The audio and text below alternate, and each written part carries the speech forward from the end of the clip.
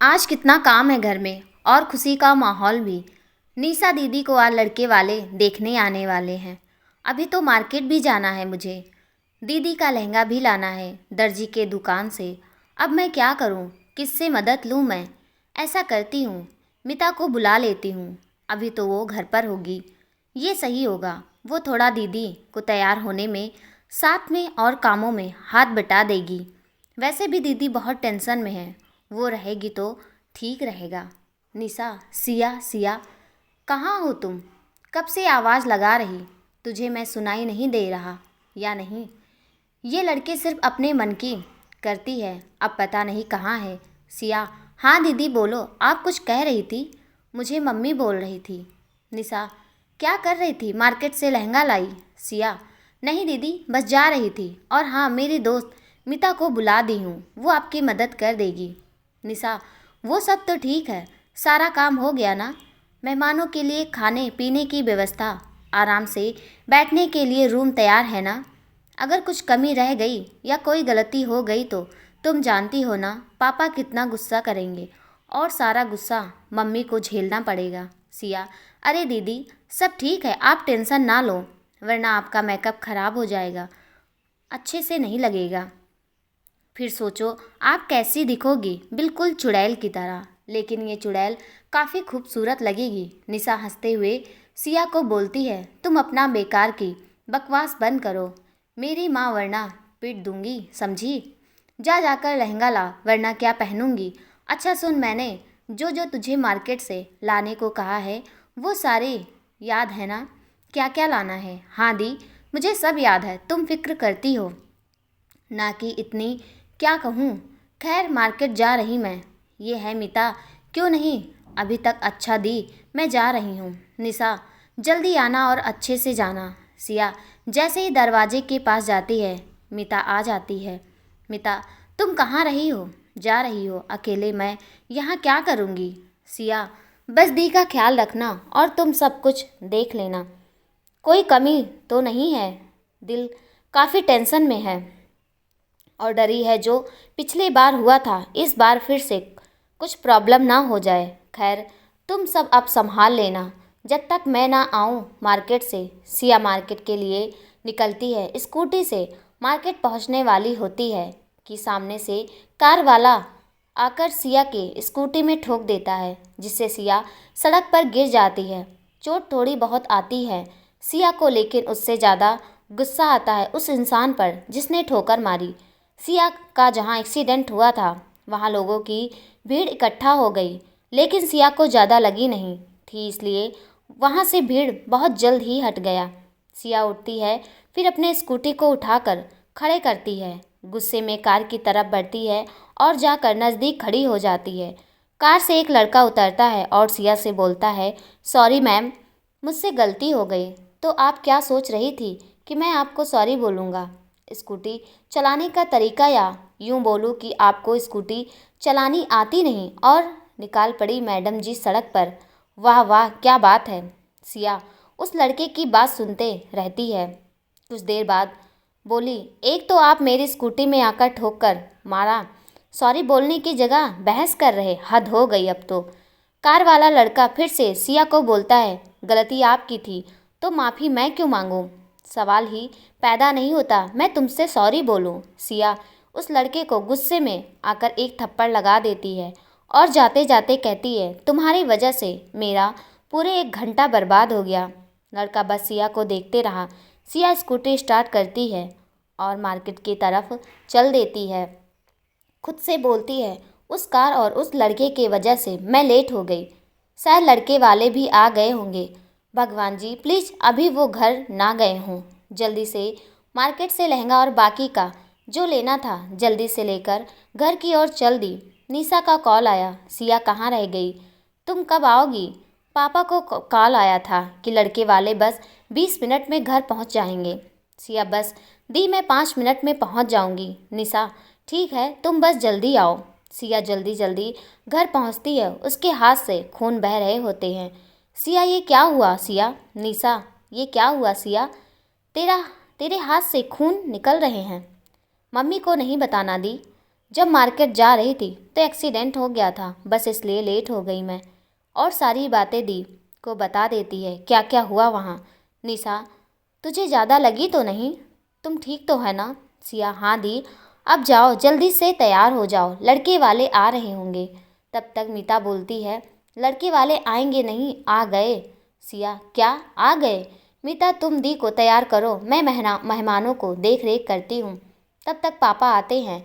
सिया, तुम्हारी दी कहाँ है, तैयार है ना? सिया, हाँ पापा, सब कुछ ठीक है और दी तैयार भी हो गई। पापा, तुम चलो मेरे साथ, मेहमानों को चाय नाश्ता कराओ। सिया, ठीक है पापा, आप चलिए, मैं लेकर आती हूँ। चाय लेकर आ जाती है। पहुँचने के बाद देखती है कि वही लड़का था, कार वाला। उस लड़के को देखकर सिया बोली, तुम मेरा पीछे करते करते यहाँ भी आ गए। मेरे घर सब मेहमान और घर के लोग देखने लगे। सिया उस कार वाले लड़के को गुस्से से बोलती है, मेरे घर अब जान से मारने आए हो? सबकी नज़रें सिया की तरफ थी कि सिया के पापा के शर्मा जी भी सोच रहे थे कि ये ऐसे बात क्यों कर रही लड़के से।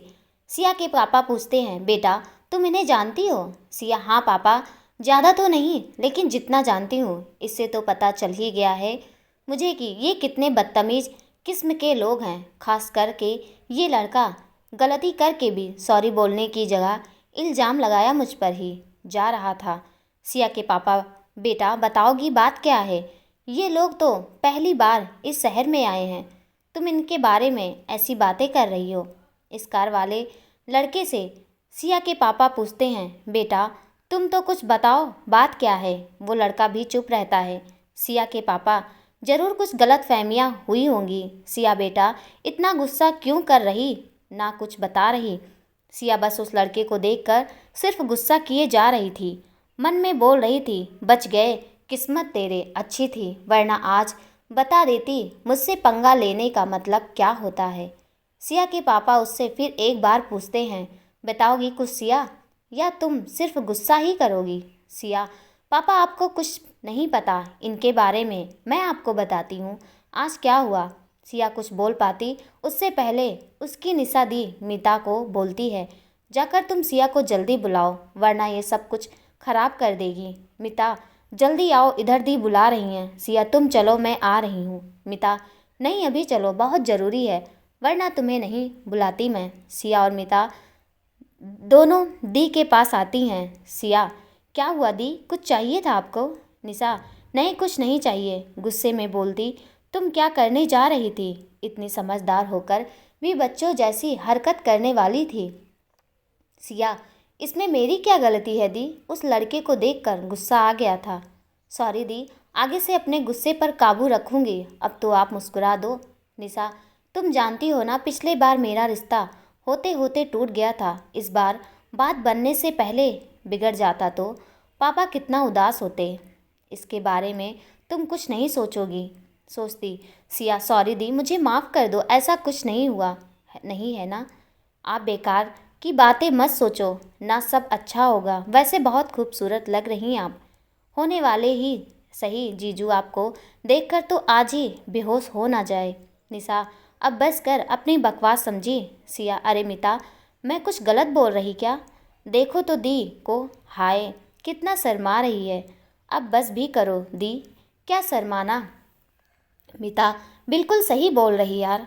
अरे दी, हम दोनों के सामने ही शर्माती रहोगी तो जीजू के सामने कैसे शर्माओगी? निशा, अच्छा उड़ा लो मजाक मेरा, तुम दोनों को देख लूँगी एक बार। मीता, एक बार क्या दी, अच्छा जीजू को देख लो तो उनकी तारीफ़ हम दोनों से करोगी? हाँ हाँ। निशा, हंसो और हंसो तुम दोनों। कुछ देर ऐसे ही तीनों के बीच मजाक चलता है। फिर कुछ देर में बाद मम्मी आती हैं और बोलती हैं, क्या कर रही सिया, दी को क्यों परेशान कर रही, बेचारी कितनी डरी हुई है। सिया, अरे नहीं मम्मी, आपको ऐसा लगता है तो आप गलत सोच रही हो, दिल की धड़कन तेज़ है, बस देखो नमिता, जीजू से मिलने की खुशी में कितना शोर मचा रहा। निशा, देखो मम्मी मेरा कितना मजाक बना रही है, इसकी भी शादी जल्दी करा दो आप बोलो तो मैं कोई रिश्ता ढूंढूं? मम्मी, तो ढूंढो ना, माना थोड़े कर रही हूँ मैं, आखिर बड़ी बहन हो, इतना हक तो है ही।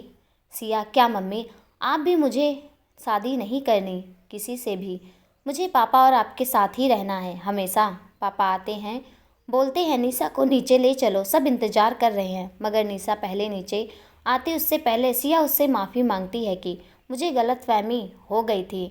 सब उसे माफ़ कर देते हैं मगर कार वाला लड़का यही सोचता है कि ये तो हकीकत है, फिर क्यों ये माफ़ी मांग रही है। खैर, इससे मेरा क्या, मैं तो तुम्हें कभी नहीं माफ़ करूँगा सिया। उस थप्पड़ का जवाब तो किसी न किसी दिन ज़रूर दूंगा। निशा को सब नीचे देखकर लेकर आते हैं। नीचे आकर पता चला निशा को जो लड़का उसे देखने आने वाला था नहीं आया है। थोड़ा सा उदास होती है अंदर ही अंदर। निशा सबको बेहद पसंद आती है। निशा खूबसूरत तो थी ही लेकिन टैलेंटेड भी बहुत थी। लड़के की माँ बोलती है हम सबको लड़की बहुत पसंद है, बस निशांत को पसंद आ जाए तो फिर बात आगे बढ़ेगी। बुरा ना माने आप लोग, तो मैं निशा की कुछ फ़ोटो निशांत को अभी भेजना चाहती हूँ ताकि अपना फ़ैसला बता सके। निशा के पापा हाँ बोल देते हैं, जी मुझे कोई दिक्कत नहीं है। आखिर दोनों बच्चों को एक साथ रहना है। निशांत को फ़ोटो भेज दिया गया। अब इंतज़ार था निशांत का जवाब का। क्या होगा उसका जवाब। धीरे धीरे बहुत समय बीत गया लेकिन निशांत का जवाब का कुछ पता नहीं था। सब सोच रहे होते हैं कहीं निशांत रिश्ते के लिए मना ना कर दे। कुछ देर बाद निशांत का कॉल उसकी मम्मी के फ़ोन पर आया। मम्मी, निशांत बेटा तुझे लड़की पसंद आई? निशांत बिल्कुल खामोश था, कुछ बोल नहीं पा रहा था या शायद बोलना चाह ही नहीं रहा था।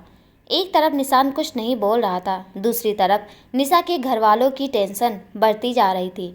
खासकर निशा की, वो तो बस यही सोच कर परेशान हो रही थी कि कहीं ये रिश्ता भी टूट ना जाए। निशांत की मम्मी, बेटा क्या हुआ, कुछ बोलो तुम। क्या तुम्हें लड़की पसंद नहीं आई?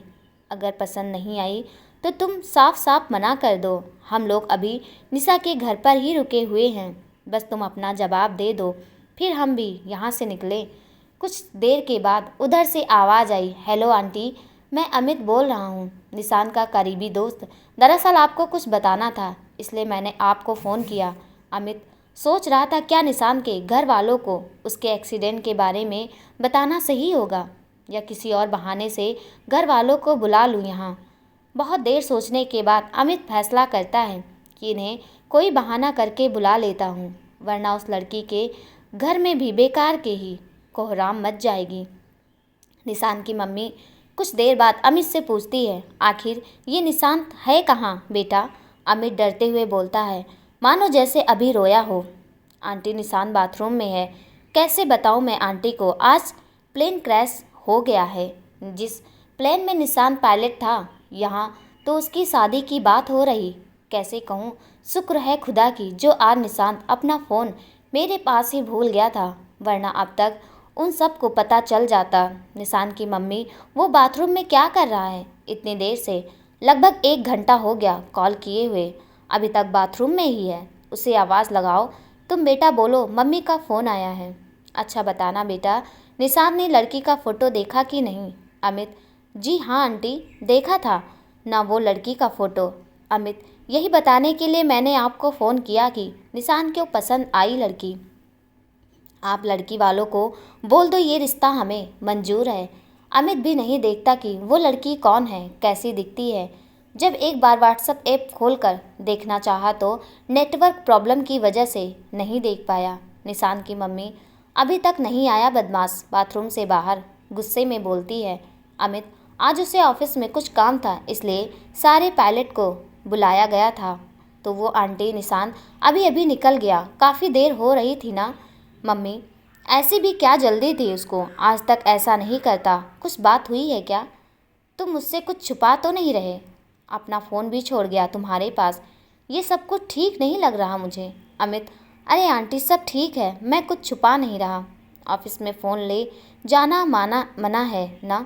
मेरा आज छुट्टी है। तो निशांत जाते जाते बोल गया कि सारी बातें आपको बता दूं। हाँ आंटी, हम लोग कुछ दिन ट्रेनिंग में व्यस्त रहेंगे तो आपका बात होना भी संभव नहीं होगा शायद। निशांत की मम्मी, ठीक है बेटा मैं रखती हूँ। जब निशांत आए उससे बोलना मम्मी से एक बार बात कर ले। अमित, जी आंटी बोल दूँगा, आप बिल्कुल बेफिक्र रहिए। अमित कुछ नहीं बताया निशांत के बारे में। निशांत जब तक ठीक ना हो जाए तब तक सारी बातें छुपा कर रखनी है मुझे। अगर ज़रूरत पड़ी तो कोई बहाने से बुला लूँगा मैं सबको। निशान की मम्मी, बधाई हो आप सभी को। निशान को आपकी बेटी पसंद आई और वो इस रिश्ते के लिए भी मान गया। आप सभी मुझे देखते रहोगे कि मुंह भी मीठा कराओगे। सिया, जी बिल्कुल आंटी, क्यों नहीं, ये तो खुशी का माहौल है, मिठाई तो बनता है। सिया सबका मुंह मीठा कराती है। निशान की मम्मी, मिठाई तो बहुत स्वादिष्ट बनी है, किसी ने घर पर बनाई है या बाजार से मंगवाया गया है। सिया, नहीं आंटी जी, ये तो घर की बनी मिठाई है, मेरी निशा दी ने बनाई है, आप बिल्कुल टेंशन ना लो, अब आपको ऐसी मिठाई हमेशा खाने को मिलेगी। निशान की मम्मी, बिल्कुल सही कहा बेटा। निशा मन ही मन बहुत खुश होती है। चलो, सब कुछ अच्छा हो गया। मुझे तो नहीं लग रहा था कुछ अच्छा होगा, सब ऊपर वाले की मेहरबानी है। कुछ गड़बड़ भी नहीं हुआ और मेरा रिश्ता भी पक्का हो गया। निशा सिया को इशारे में बोलती है कि वो निशान की मम्मी से निशान की फ़ोटो मांगे, लेकिन सिया थोड़ा नखरे दिखाती है। फिर बोलती है, आंटी। सिया कुछ बोल पाती, लेकिन उससे पहले निशान के फ़ोन से फिर से एक बार फ़ोन आया। निशान की मम्मी, निशान तो ऑफिस निकल चुका है, फिर ये अमित फ़ोन क्यों कर रहा है? कहीं निशान को कुछ हुआ तो नहीं? 1 घंटे पहले, क्योंकि ऑफिस तो वहीं है। वो सोच ही रही थी कि कॉल कट जाता है। अमित फिर से कॉल किया। निशान की मम्मी, क्या हुआ बेटा, सब खैरियत तो है? अमित, जी आंटी, सब ठीक है, बस इसलिए कॉल किया कि निशान बोल रहा था कि आप लड़की वालों की उसकी फ़ोटो ना दिखाएं। अगर कोई ना माने तो बोल दीजिए आपकी निशान की कुछ महीनों की ट्रेनिंग है, ख़त्म होने के बाद आप सबसे मिलेगा। निशान निशा और उसके पूरे परिवार वालों को सरप्राइज़ देना चाहता है, या आप कुछ और बहाना बना दीजिए। आंटी अब रखता हूँ, मुझे बस इतना ही कहना था। सिया, सब कुछ ठीक तो है ना? आंटी जी, आप कुछ परेशान लग रही हैं। मेरे होने वाले जीजू सही सलामत तो है ना? निशान की मम्मी, अरे हाँ बेटा, तुम्हारे जीजू ठीक हैं, बस कुछ परेशानी हो गई है। सिया, क्या परेशानी हो गई है? क्या हम सभी जान सकते हैं आंटी? अब तो हमारी फैमिली एक हो गई है, इसका मतलब अब आपकी परेशानी हम सबकी परेशानी हुई। निशान की मम्मी, बिल्कुल सही कहा तुमने, तुम कितनी समझदार हो सिया बेटा। सिया, वो तो हूँ मैं आंटी, अब परेशानी बताओ आप। निशान की मम्मी, दरअसल परेशानी ये हो गई है, मैं आप सभी को निशान की फ़ोटो आप सभी को नहीं दिखा सकती। हमारे पंडित जी ने निशान को आप सबसे मिलने के लिए और उसकी फ़ोटो दिखाने के लिए मना किया है। पंडित जी ने कहा है, अगर मिले दोनों तो बहुत बड़ा अनर्थ हो जाएगा। कुछ महीने बाद आप लोग उससे मिल सकते हैं। निशा जी, कोई बात नहीं आंटी जी, जब शुभ मुहूर्त होगा हम मिल लेंगे, कोई जल्दी नहीं है अभी मिलने की हमें। कार वाला लड़का, भाभी आप चाहें तो मैं आपको भाई का मोबाइल नंबर दे देता हूँ, अगर आप चाहो तो बात कर सकती। सिया, जी शुक्रिया आपका बहुत बहुत, लेकिन आपका ये उपकार नहीं चाहिए, समझे?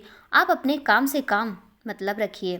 सिया, निशा, सिया अब बस भी करो, इनसे तुम अब माफ़ी मांगो, ये हमारे मेहमान हैं, ज़रा सोचो क्या बोलेंगे हमारे बारे में। सिया, ये बोलो ना आप दी की आपके देवर जी हैं, आपको बुरा लग रहा है? ऐसे में बोली तो हाँ क्यों नहीं लगेगा, आप तो शादी के पहले ही बदल गई, मुझे कोई माफ़ी नहीं मांगनी है। निशान की मम्मी, अरे रहने दो निशा बेटा, इन दोनों की लड़ाइयाँ चलती रहेंगी, अगर तुम्हें ठीक लगे तो मैं निशान का नंबर दे देती हूँ, तुम बात कर सकती हो। बात करने से पंडित जी ने नहीं रोका है। निशा, जी ऐसी कोई बात नहीं है आंटी, जब मिलेंगे बात हो जाएगी उनसे। सिया, दी अब तो आंटी जी को आप मम्मी जी बुलाना शुरू करो, अब आप इनके घर की होने वाली बहू हो। सिया की बात सुनकर सभी जोर जोर से हंसने लगते हैं। निशान की मम्मी, बात तो सही है सिया तुम्हारी, सुनो अब तुम मुझसे मम्मी जी बुलाया करो निशा, वरना मैं तुमसे गुस्सा करूँगी, समझी? निशा, जी मम्मी जी, आज से आपको ऐसे ही बोला करूँगी। निशान की मम्मी, बातों बातों में मैं आप सबको अपने छोटे बेटे से मिलवाना तो भूल ही गई, ये मेरा है और सबका लाडला अरमान अब ये है भाभी का भी लाडला बन जाएगा। अरमान, हाँ माँ, भाई का लाडला तो हूँ ही, अब भाभी का भी लाडला बन कर दिखाऊंगा, आखिर भाभी तो माँ समान होती है। निशा, क्यों नहीं अरमान जी, आप बहुत प्यारी बातें कर लेते हैं, कहाँ सीखा है आपने? जरा मेरी बहन को भी सिखा दीजिए। सिया गुस्से में बोलती है, मुझे किसी से कुछ नहीं सीखना है। आपको सीखना है तो आप सीखो दी, मुझे मत बोलो। और एक बात आप लोग ध्यान से सुन लीजिए, दी की लाडली मैं ही थी, मैं हूँ और हमेशा मैं ही रहूँगी। ये बंदर नहीं होगा, कभी नहीं। आज तक मैंने अपने अलावा किसी को नहीं दी। खैर, इतना बोल सिया चली जाती है गुस्से में अपने रूम में। निशा, ये सिया भी ना कभी कभी बच्चों वाली हरकतें करती रहती है। अरमान जी, सिया की तरफ से मैं आपसे माफ़ी मांगती हूँ, अभी छोटी है वो, इसलिए कुछ बोलने से पहले नहीं सोचती। अरमान जी, कोई बात नहीं भाभी जी, मैं समझ सकता हूँ, वो बहुत क्लोज्ड है इसलिए ऐसा बोल गई। मैं सिया जी से बिल्कुल नाराज़ या गुस्सा नहीं हूँ। मिता, सिया को मैं देखती हूँ दी। और हाँ, अब मुझे निकलना होगा, माँ कॉल कर रही है, भाई के लिए दवा ले जानी है ना मार्केट से। निशा, क्या हुआ है मयंक को? ज़्यादा तबीयत बिगड़ी तो नहीं है ना? मिता, नहीं दी, आजकल मौसम कितना बेकार चल रहा है, उसी की वजह से बुखार हो गया है भाई को, कल बारिश में भी भीग गया था। निशा, ठीक है, तुम निकलो, मैं सिया से बोल दूंगी। और हाँ, मेरी स्कूटी लेते जाओ, अभी ऑटो मिलने में परेशानी होगी। मिता, ठीक है दी, अब मैं चलती हूँ। वहाँ से स्कूटी लेकर निकल जाती है। अरमान, भाभी आपके मम्मी पापा और मेरे मम्मी पापा कहाँ गए? निशा, मेरी मम्मी तो किचन में है, लगता है सभी लोग बाहर गार्डन में बैठकर बातें कर रहे होंगे। मौसम कितना अच्छा है आज। अरमान, हाँ भाभी, वैसे आपको बारिश पसंद है भाभी? भाई को तो बहुत पसंद है बारिश। निशा, अच्छा, और क्या पसंद है निशान जी को? अरमान, माफ़ कीजिए भाभी, अगर इससे ज़्यादा आपको भाई के बारे में जानकारी प्राप्त करना है तो आप उनसे खुद पूछ लीजिए, मैं उनका नंबर दे देता हूँ। निशा का फ़ोन वहीं टेबल पर रहता है। अरमान निशान का नंबर सेव कर देता है। निशान, थैंक यू सो मच अरमान। अब सिया को कैसे मनाऊं? जिस तरह से गई है ना, कुछ देर पहले काफ़ी गुस्से में होगी। अरमान, एक बार मैं जाऊं क्या भाभी, अगर आपकी इजाज़त हो तो? निशा, ठीक है जाओ आप, लेकिन संभल कर जाना, कहीं ऐसा ना हो आपको देखकर और गुस्सा करे। अरमान, अरे नहीं भाभी, ऐसा कुछ नहीं होगा, वो जितना दिखने में कोशिश करती है ना कि बहुत लड़ाकू लड़की है, लेकिन है नहीं। निशा, हाँ सही कहा, बहुत अच्छी है मेरी सिया, मुझसे बहुत ज़्यादा लगाव है, और वो तो मेरी दोस्त को भी गले ना मिलने देती है, बोलती है मेरी दी से आप सब दूर रहिए वरना मिल भी नहीं पाओगी आप सभी। अरमान, हाँ हाँ, ऐसा करती होगी, इसे देखकर ऐसा नहीं लगता है। खैर, अब मैं जाता हूँ सिया के पास कि आप उनको बुला रही हैं। निशा, एक मिनट, ये लीजिए चॉकलेट, उसे खाना बेहद पसंद है, बस धीरे से उसके सामने रख देना आप। चॉकलेट देखकर उसका आधा गुस्सा ऐसे ही चला जाएगा। अरमान, ठीक है भाभी, अब मैं जाता हूँ। अरमान चॉकलेट लेकर ऊपर जाता है, लेकिन अरमान को सिया का रूम कहाँ है ये मालूम नहीं था। अरमान बिना ढूंढे नीचे चला आता है, सीधे भाभी के पास जाता है, यानी कि निशा के पास जाता है। निशा किचन में घर आए मेहमानों के लिए खाना बना रही थी। वहाँ अरमान आता है, भाभी सिया रूम कहाँ है, मुझे पता नहीं चला। निशा, अरमान जी ऊपर जाइए और सीधे जाकर लेफ्ट मुड़ जाइएगा, जो सबसे आखिरी रूम है ना, वहीं सिया का रूम है। अरमान, जी शुक्रिया भाभी।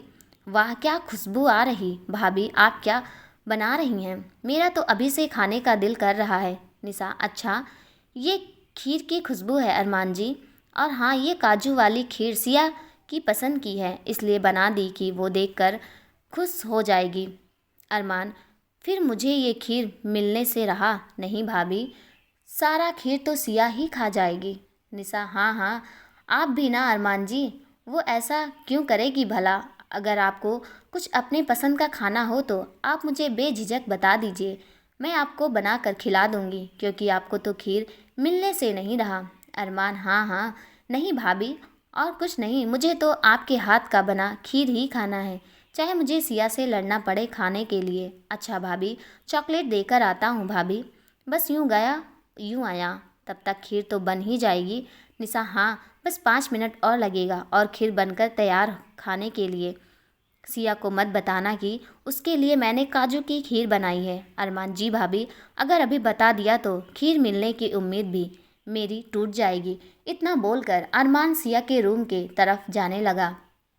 सिया सोच रही होती है कि अभी तक मुझे कोई मनाने नहीं आया। नहीं पापा, नहीं मम्मी, ना ही दीदी अभी आई। क्या मैं इतनी बुरी लड़की हूँ?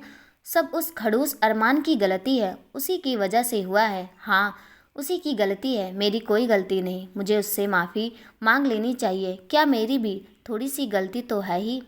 उसका भी तो अब उतना ही हक है जितना ही मेरा। मेरी दीदी से अब उसकी भाभी बनने वाली है। अब नीचे चलती हूँ, कोई ना आएगा मुझे मनाने। बोल दूंगी उस पागल को सॉरी।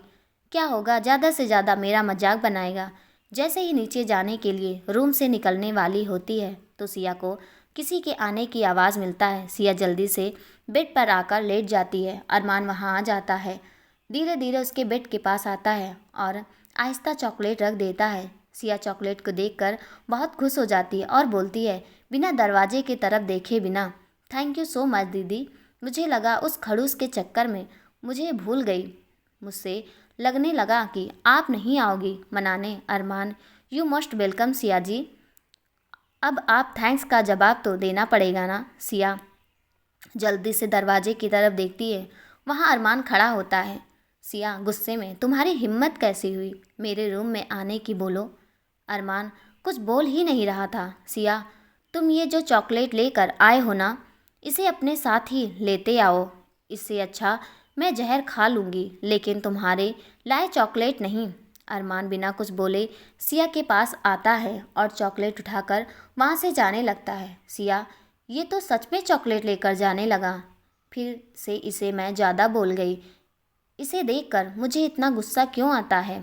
सिया अरमान को आवाज़ देती है, रुको, मुझे मेरा चॉकलेट देकर जाओ। कहाँ लेकर चले तुम? अरमान मुस्कुराते हुए आता है सिया के पास, थोड़ा जाकर सिया को चॉकलेट देते हुए बोलता है, जब चॉकलेट से इतना प्यार हो ना तो गुस्से में भी उसे ना ही नहीं बोलना चाहिए। अब तो समझ गई होगी miss chocolate girl, I man cocoa बार। सिया, आपको बता दूं, मेरा नाम सिया है, समझे? वैसे शुक्रिया आपका जो आप मेरे लिए चॉकलेट लेकर आए। आप अब मेहरबानी कर यहाँ से जाइए और मुझे आराम से चॉकलेट खाने दीजिए। अरमान, अगर आपके सामने से नहीं गया तो कहीं आपको प्यार ना हो जाए मुझसे, यही लग रहा है आपको? सिया, नहीं जी। अब आप अपने काम से मतलब रखो। लड़की देखने आए थे, देख लिए ना, अब यहाँ से अब निकलिए। अरमान, अब तो हम आपके रिश्तेदार ठहरे, ऐसे बात करोगी क्या? रूठ ली मेरे भाई की साली साहिबा। सिया गुस्से में, निकलो मेरे रूम से, समझे? बड़े आए रिश्ते जोड़ने वाले दीदी के बेवकूफ़ देवर जी। अरमान कुछ दूर जाकर फिर वापस आया। सिया के करीब जाकर बोला, तुम इतनी गुस्सा क्यों करती हो? तुम्हारा कोई बॉयफ्रेंड है? सिया, तुम इतने बेवकूफ़ और पागल हो, तुम्हारी कोई गर्लफ्रेंड है। अरमान को उसके दोस्त का कॉल आ जाता है, वो उससे बातें करते करते नीचे चला जाता है।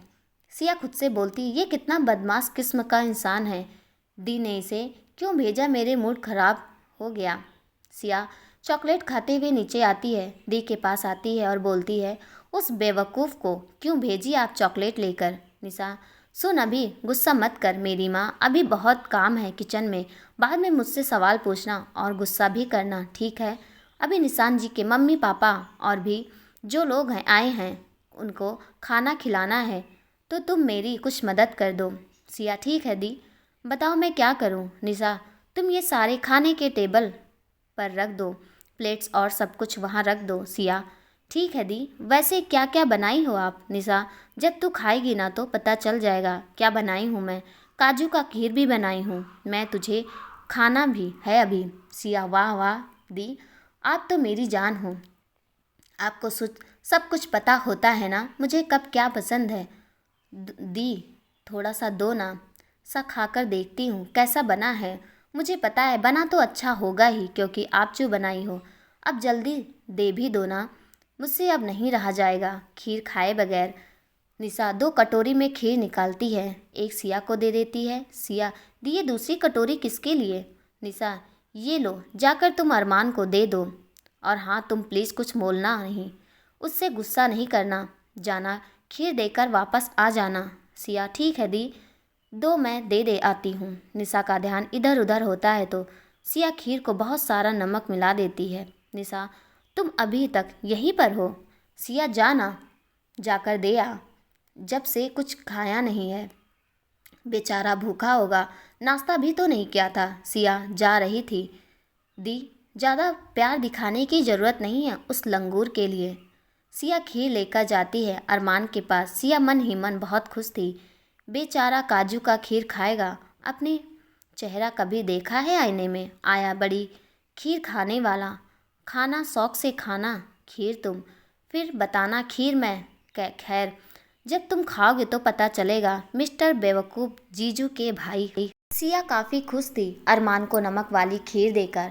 अरमान अभी दोस्त से कॉल पर ही व्यस्त था। सिया बड़े प्यार से बोलती है, अरमान जी आप खीर नहीं खाओगे क्या? दी बड़े प्यार से आपके लिए बनाई हैं, अब बाद में बात कर लेना दोस्त से। अभी आप खीर खाओ, फिर बताना मेरी दी ने खीर कैसे बनाया है। अरमान, हाय, आप इतने प्यार से बोलोगी तो मैं खीर क्या आपके लिए जहर भी खा लूँगा। सिया, फ़िलहाल आपको जहर खाने की ज़रूरत नहीं, ये खीर ही खा लीजिए। कब तक बात करोगे आप अपनी गर्लफ्रेंड से? अरमान, अरे आपको जलन हो रही है क्या? लेकिन आपके जानकारी के लिए बता दूँ, मेरी कोई गर्लफ्रेंड नहीं है, समझी? अगर आप बनना चाहती हो तो मुझे कोई एतराज़ भी नहीं। हाँ सीए, हाँ हाँ, आप अपनी बकवास बंद करो, समझे? और हाँ, आप इस दुनिया में आखिरी इंसान भी नहीं बचे ना, फिर भी मैं आपकी गर्लफ्रेंड नहीं बनूंगी। गुस्से में आप खीर खाते हो कि ले जाऊं? अरमान, बस 5 मिनट सिया जी। सिया अरमान के पास जाती है और उसका फ़ोन छीनने की कोशिश करती है। जहां अरमान खड़ा था वहीं फर्श पर पानी गिरा था। पहले से सिया को मालूम नहीं था। जैसे ही फ़ोन की तरफ अपना हाथ बढ़ाती है तो उसी वक्त सिया का पैर फिसल जाता है। वो अरमान के ऊपर गिर जाती है। अरमान और सिया एक दूसरे को बस देखे जा रहे थे। तभी निशा सिया को आवाज़ लगाती है, सिया सिया कहाँ रह गई तुम? ज़रा जल्दी मेरे पास किचन में आना, मुझे तेरी ज़रूरत है। सिया आई दी। अरमान सिया को उठाता है। आप ठीक हो सिया जी? कुछ बोला क्यों नहीं रही? सिया बिना कुछ कहे वहाँ से चली जाती है। अपना खीर की कटोरी को वहाँ छोड़ जाती है। सिया बिल्कुल खामोश थी, शायद उसे चोट लगी थी। उसके चेहरे से हंसी गायब थी। सिया के पास जाती है, निशा के पास जाती है। क्या हुआ दी, कुछ काम था? निशा, हाँ, बस तुम निशान जी के मम्मी पापा को बुला ला खाना खाने के लिए। सिया, ठीक है दी, बुला कर लाती है। फिर निशा के पास जाती है और बोलती, मेरी तबीयत ठीक नहीं लग रही दी, मैं जा रही अपने रूम में। निशा सिया के सिर को छूते हुए, बुखार तो नहीं है तुझे? अच्छा जा आराम कर, जब जाएंगे सभी तो बुला लूँगी तुझे। सिया अपने रूम में चली जाती है। जाकर अपने बेड पर लेटकर रो रही होती है, पर अचानक से वो क्यों रो रही थी कुछ समझ नहीं पा रही थी। अरमान सिया का जूठा खीर खा जाता है क्योंकि उसे पता नहीं था कि ये सिया का कटोरी है। दोनों कटोरी एक जैसी ही थी। अरमान दूसरी कटोरी खीर का लेकर आता है भाभी के पास। भाभी, सिया कहाँ है? वो मुझे नहीं दिख रही है, वो अपना खीर मेरे पास ही छोड़ आई।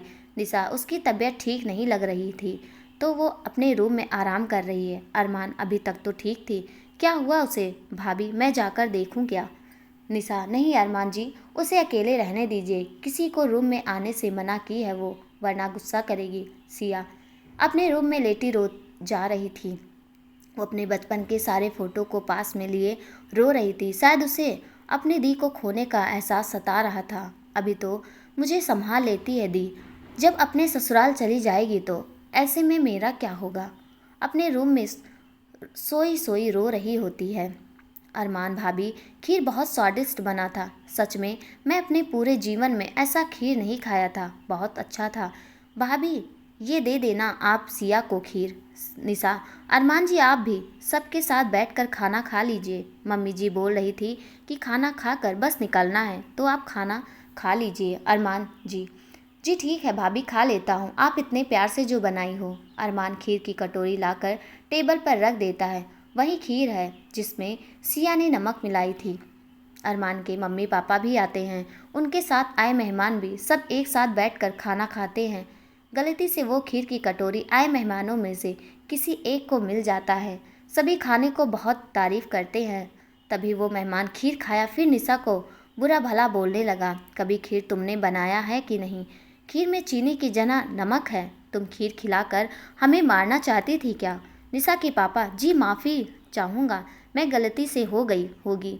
निशा ऐसी गलती कभी नहीं करती है, लेकिन शायद गलती हो गई होगी निशा से। निशा काफ़ी डर सी लगी रहती है और बहुत परेशान भी कि कैसे हो गया ये। अरमान उस माहौल को देखते हुए बोला, अंकल बिल्कुल सही कहा आपने, भाभी से ऐसी गलती नहीं हो सकता, क्योंकि अगर नमक उसने डाला खीर में तो सबको नमक वाली खीर मिला होता। इस खीर में नमक मैंने मिलाया था सिया को परेशान करने के लिए, पर सिया आई नहीं और ये खीर यहीं रह गया। मैं फिर भूल गया, हटाया नहीं। सिया ऊपर अपने रूम से नीचे आती है और नीचे आई सिया बेहोश होकर गिर जाती है।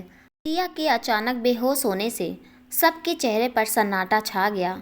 सभी सिया को आश्चर्य से देख रहे थे। तभी अरमान दौड़कर सिया के पास गया। अरमान सिया जी कहकर सिया को उठाने लगा, लेकिन सिया बेहोश ही थी। अरमान बहुत जगाने की कोशिश करता है, लेकिन सिया नहीं उठती है। भाभी कहाँ चली गई हैं? दिख नहीं रही। भाभी भाभी जल्दी आइए यहाँ, आप सिया बेहोश हो गई है, आंखें भी नहीं खोल रही है। निशा सुनकर दौड़ते हुए आई। निशा क्या हुआ अरमान जी? सिया को क्या हुआ? अरमान देखिए ना भाभी, सिया को क्या हुआ? कुछ बोल भी नहीं रही और ना आंखें खोल रही है। निशा सिया के सर पर हाथ रखकर बोलती है, इसे तो तेज़ बुखार हो गया है, शायद इसलिए इसे चक्कर आ गया होगा, तभी ये बेहोश हो गई है। मैंने इसे कहा था दवा खाकर ले लेना, लेकिन ये मेरी सुनती कहाँ है।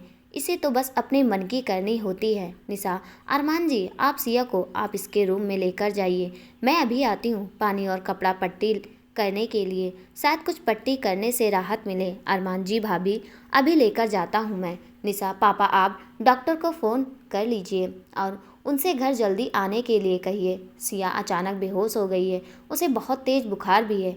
पापा को उसी वक्त कॉल आया, वो भी बहुत ज़रूरी, और उनसे बोला गया कि आप जहाँ भी हो जल्दी ऑफिस पहुँचिए, जितना जल्दी हो सके, वरना आपका जॉब भी हाथ से जा सकता है।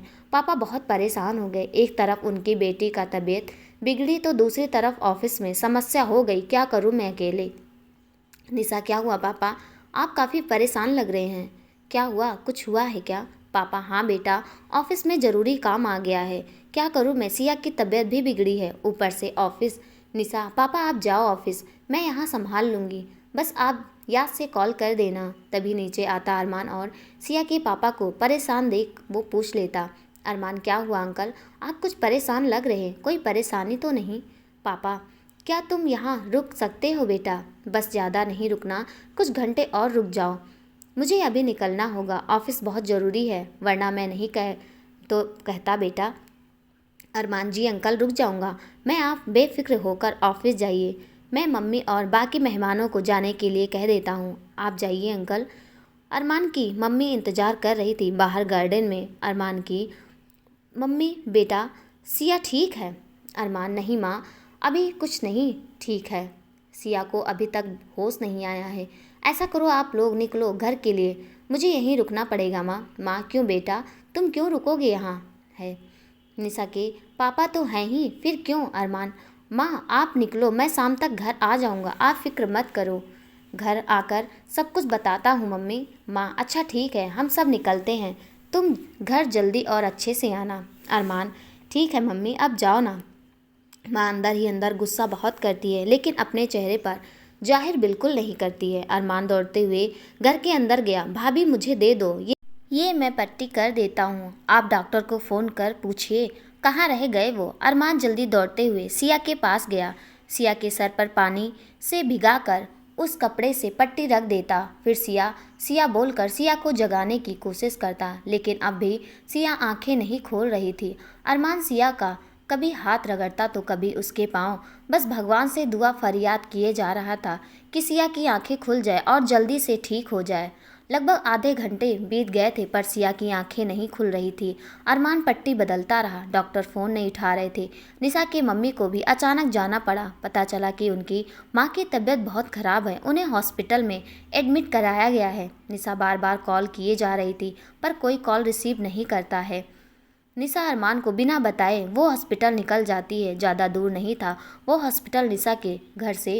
निशा ऑटो पकड़ी और हॉस्पिटल की तरफ गई। इधर अरमान काफ़ी परेशान था सिया को लेकर। मन ही मन कहता, कोई तो चमत्कार कर दो भगवान, मेरे दिल की दुआ कबूल करो आप। कुछ देर बाद सिया के मुंह से आवाज़ आई, राज राज। अरमान सुनकर दंग रह गया। ये राज कौन है? फिर सिया के मुंह से आवाज़ आई, पानी पानी। अरमान सिया को पानी पिलाता है। अरमान सोचता है कि ये मेरा सिर्फ भ्रम था, सिया तो मुझसे पानी मांग रही थी। सिया अपना आंख बंद किए हुए ही अरमान का हाथ जोड़कर पकड़ कर बोलती, राज तुम मुझे छोड़कर कभी जाओगे तो नहीं? कहाँ चले गए थे तुम मुझे छोड़कर? पता है तुम्हें, तुम्हारे बिना कितना अधूरी सी हो गई थी। तेरी यादों में खोया रहती थी। बस यही सोचती थी कि तुम मुझसे दूर क्यों चले गए। सब तो कहते थे तुम मुझसे बहुत दूर चले गए हो, जहाँ से कोई लौट कर दोबारा नहीं आता। लेकिन तुम आ गए मेरे लिए, मेरी खुशी के लिए। तुझे भी मेरी याद बहुत आ रही थी ना? फिर क्यों रूठ गए थे तुम मुझसे? बोलो भी। सिया के बंद आंखों से आंसू ऐसे बरस रहे थे जैसे बिना मौसम के बरसात हो गई। अरमान तो ये सब सुनकर और देखकर हैरान था। सिया की इस हालत को देखकर उसे भी रोना आ रहा था, पर खुद को संभाले था। अरमान सोच में पड़ गया था कि ये आखिर राज है कौन और सिया के उससे क्या संबंध है। मुझे तो लगा था कि ये मेरा भ्रम था। सिया राज नहीं, पानी मांग रही थी। अरमान सिया के चेहरे को अपने दोनों हाथों से पकड़ सिया को आवाज़ देकर जगाने की कोशिश करता है और उससे कहता है, सिया सिया क्या हुआ? तुम क्या बोले जा रही हो? तुम अपनी आंखें तो खोलो। काफ़ी टेंशन में था अरमान। अरमान के बार बार आवाज़ लगाने पर सिया अपनी आंखें एक बार खोलकर अरमान को देखती है, फिर अपनी आंखें फिर से बंद कर लेती है। अरमान नीचे आकर निशा को ढूंढता है। भाभी भाभी बोलकर आवाज़ देता है, लेकिन कोई नहीं, आवाज़ नहीं आया। अरमान फिर निशा को कॉल करता तो निशा बताती, अरमान जी मैं हॉस्पिटल आई हूँ, बस 10 मिनट में यहाँ से निकल रही डॉक्टर अंकल को लेकर। सिया कैसी है? अब पहले से अच्छी है थोड़ा वो। अरमान जी भाभी आप जल्दी से घर पहुँचो ताकि इसका इलाज सही टाइम पर हो सके। अरमान जाकर सिया के पास ही जाकर बैठ जाता है। सिया डॉक्टर को लेकर आती है। सिया के रूम में डॉक्टर अंकल को लेकर जाती है। दोस्तों कहानी कैसी लगी कमेंट में ज़रूर बताइएगा और कहानी का नेक्स्ट पार्ट देखने के लिए प्लीज़ चैनल को सब्सक्राइब कर दीजिएगा। तब तक के लिए नमस्कार।